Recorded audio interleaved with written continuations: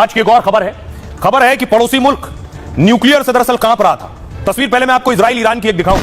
ये आप देख रहे हैं, इजराइल ने जब ईरान पर अटैक किया था तो ईरान की एक तस्वीर आ जाइए।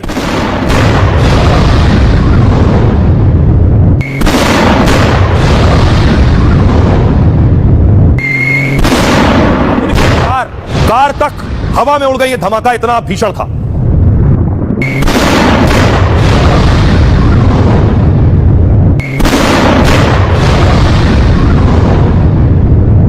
ये तो इजराइल ने ईरान पर मारा वो तस्वीरें थी, और ये जब भारत ने पाकिस्तान को मारा वो तस्वीरें।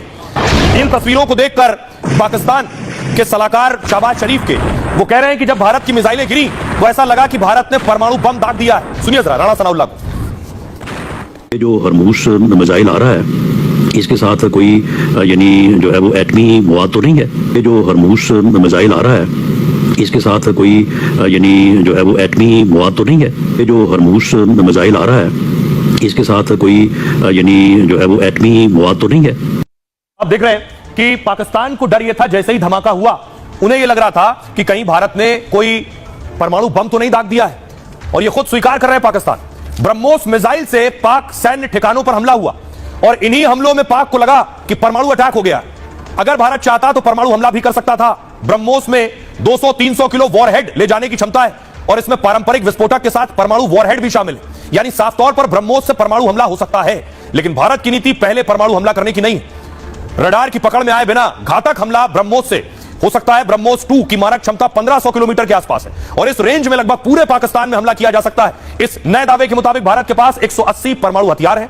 भारत के पास 2000 से 7000 किलोमीटर रेंज तक की मिसाइल है, और इस रेंज में पाक के किसी भी शहर पर हमला किया जा सकता है। भारत के परमाणु बम 200 किलो टन तक के होने का अनुमान है, जबकि हिरोशिमा पर सिर्फ 15 किलो टन का परमाणु बम गिरा था, और इसके धमाके से 1,40,000 लोगों की जान चली गई थी। हालांकि पाकिस्तान के पास करीब 170 परमाणु बम मौजूद है, लेकिन पाक के पास मिसाइल सिर्फ 60 से 2700 किलोमीटर की रेंज वाली है। अगर हमला हुआ तो मुंबई से लखनऊ तक पाक की रेंज में होंगे। अनुमान के मुताबिक पाक की परमाणु विस्फोट क्षमता भी बहुत कम है।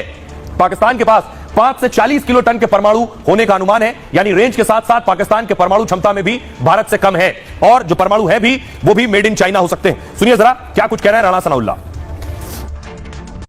जब इंडिया ने वो नाम क्या था उनके मिसाइल का, हरमूस मिसाइल, जब उन्होंने वो फायर किया और जो आके यहाँ पे नूर खान एयर बेस के ऊपर आगे लगा, तो पाकिस्तान की क़यादत के पास सिर्फ 30 या 45 सेकंड थे। ये यानी एक्नॉलेज या इसको एनालाइज करने में कि ये जो हरमूस मिसाइल आ रहा है इसके साथ कोई यानी जो है वो एटमी मवाद तो नहीं है। कि ये जो हरमूस मिसाइल आ रहा है इसके साथ कोई यानी जो है वो एटमी मवाद तो नहीं है। कि ये जो हरमूस मिसाइल आ रहा है इसके साथ कोई यानी जो है वो एटमी मवाद तो नहीं है।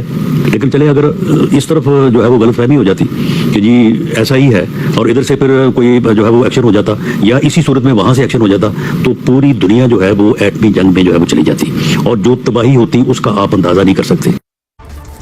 अब पाकिस्तान के एक दोस्त की बात, जिसके 80% हथियार पाकिस्तान ने इस्तेमाल किए और सब फ्लॉप हो गए। दोस्त लापता है। जिनपिंग आखिर कहां है? क्या जिनपिंग का तख्ता पलट होने जा रहा है? क्योंकि जिनपिंग गुमशुदा है। जिनपिंग के बारे में कोई जानकारी नहीं, कहां है, कहां, किस वक्त, क्योंकि कई दिनों से, लंबे वक्त से वो नजर नहीं आए, और चारों तरफ बात ये हो रही है जिनपिंग आखिर गए कहां? क्या जिनपिंग, चीन में शी जिनपिंग की सत्ता का अंत होने वाला है? क्या चीन में तख्ता पलट की साजिश चल रही है? सवाल इसलिए उठ रहे हैं क्योंकि शी जिनपिंग लापता है। दावा है शी जिनपिंग 3 हफ्ते से गायब है। जून की शुरुआत में जिनपिंग बेलारूस के राष्ट्रपति से मिले थे। इसके बाद से जिनपिंग को सार्वजनिक कार्यक्रम में नहीं देखा गया।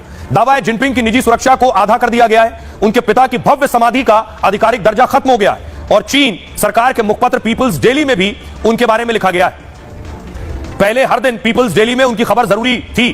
खबर है कि जिनपिंग और चीन सेना के जनरल झांग से अनबन चल रही है। जनरल झांग ने ही जिनपिंग को तीसरी बार राष्ट्रपति बनने में मदद की थी, और दावा है कि चीनी सेना से जिनपिंग के वफादार अफसरों को बदला गया है। ग्रिड प्लीज हटाइए।